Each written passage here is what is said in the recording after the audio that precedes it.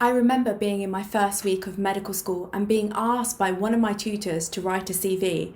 At the time, it seemed like such an adult and scary thing to do, but here we are many years later, and I just can't emphasize how much a well-written CV has actually changed my life. It's helped me get some of the dream jobs, and without it, I probably wouldn't be sat here in front of you guys today. It's probably not surprising for you to hear this, but the job market in the UK is getting more and more competitive, especially for doctors, be it a training post or a non-training post, and having a well-written and clear CV can really help you stand out from your peers and from the rest of the crowd. Hey everyone, Academic Doc here. If you're new here, welcome. My name is Leher and I'm a clinical academic doctor working as part of the NHS in the UK. In this video, I'm going to be taking you through step by step how you can write a top-notch CV to help you secure your next job. So, first things first, what even is a CV? It's a pretty important piece of paper, or even a few pieces of paper, depending on how important you are and how much you want to talk about yourself. It basically summarizes your entire life,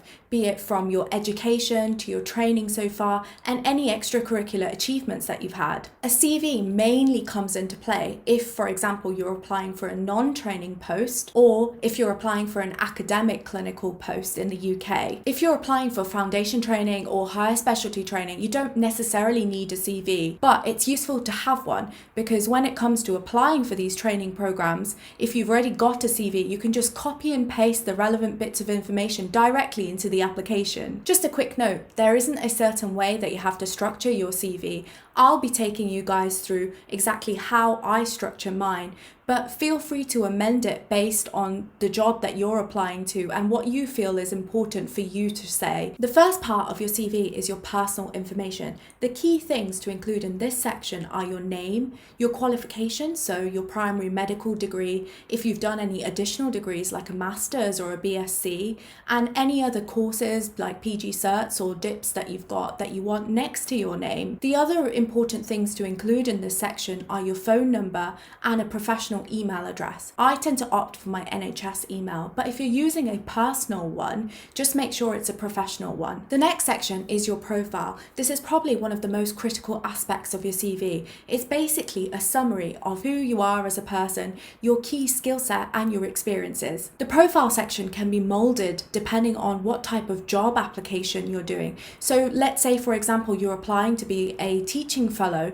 you can include any relevant teaching qualifications or teaching experience that you've got. Or if you're applying for a research position, you can highlight any significant or key papers in this section. And if you're applying for a clinical post, you can highlight any clinical experiences that you've got. It's a brief summary, so it shouldn't be an exhaustive list of everything that you've done. I like to aim for around 3 or 4 sentences and make sure it's crisp and to the point. So this is an example of my professional profile taken directly from my CV. As you can see, I've written 3 sentences. The first one highlighting my clinical experiences, the second one highlighting a few of my key skill set, and the third one highlighting my current position and my areas of future interests. The rest of your CV can be molded depending on the type of job you're applying for. So let's say you're applying for a research position, you can put the research experience closer to the top and move any clinical experience towards the bottom. The next section I like to do in my CV is the employment section. This includes any relevant clinical jobs that you've had. Ideally, these should be written in reverse chronological order, with the most recent job being right at the top. The key things to mention in this section are your job title, the name of the employer, and the dates that you were employed by them. Underneath, you can mention what your roles were. Now, this is particularly useful if, for example, you're applying to a different country and they're not aware of the training pathway in the UK. Alternatively, if you're on a rotational training program working in different departments across the year, then it's important to highlight this in your CV. So you can, for example, write that you did 4 months rotations in obs and gynae, acute medicine and respiratory and so on. The next section is your qualifications and any irrelevant courses that you've attended.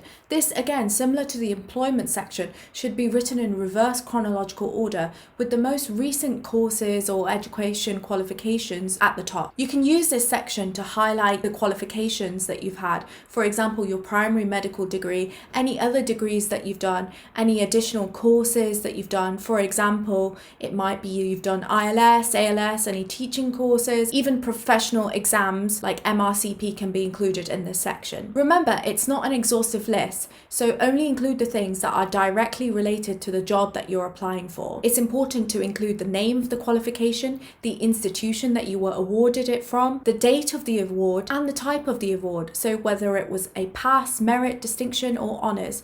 You can also list any specific modules that you did underneath and what your dissertation was on. The next section is research. This is your chance to showcase any research that you've been involved in and publications that you've got. It can be from anything from an abstract to case reports to letters to the editor to original research and literature reviews. If you've been involved in a research project but haven't had a chance to publish it yet and it's directly relevant to the job that you're applying to, you can also mention that in this section. I find that the easiest way to structure this section is to use a citation tool. So you can use any reference management system, copy the citation for your paper in bibliography format, and you can paste that directly into your CV. If there's lots of authors in the paper, you can pop your name in bold so that the reader can easily spot it. Next, I tend to write about presentations. Now these can be oral or poster presentations that you've presented, let's say in a local department, at a more regional meeting, or it might be at a national or even an international conference. If you've done multiple presentations, you can break these down into subsections depending on the type.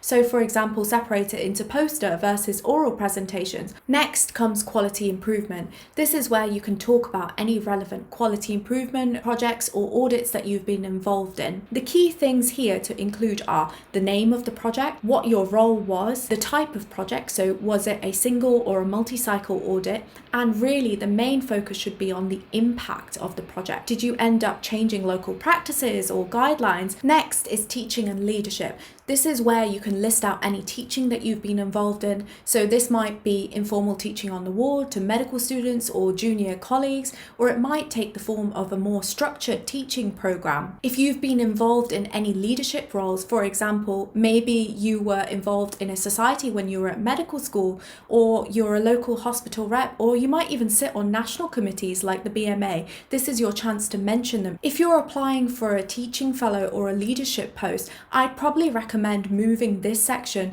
closer to the top of your CV. Lastly, you can include any relevant skills that you have or extracurricular achievements. Medicine is quite stressful, so actually employers like to employ people who are well-rounded. So this is your chance to showcase to your future employer that you actually have interests outside of medicine. So you might choose to include things like sports activities, any communication skills, anything like that, anything that you feel makes you stand out and makes you who you are as a person. I thought I would spend a couple of minutes talking about how you can design and format your CV and my top tips for that process. My biggest advice would be to try and keep it simple. Nobody is looking for a piece of artwork, so using standard fonts and generic colours is absolutely fine and is the way to go. It needs to be readable, so choosing rainbow colours or cursive type fonts, which makes it really hard for someone to read the information, is only going to make it hard for your future employer to try and get the relevant information so that they can hire you. My next tip is to try and save different versions of your CV.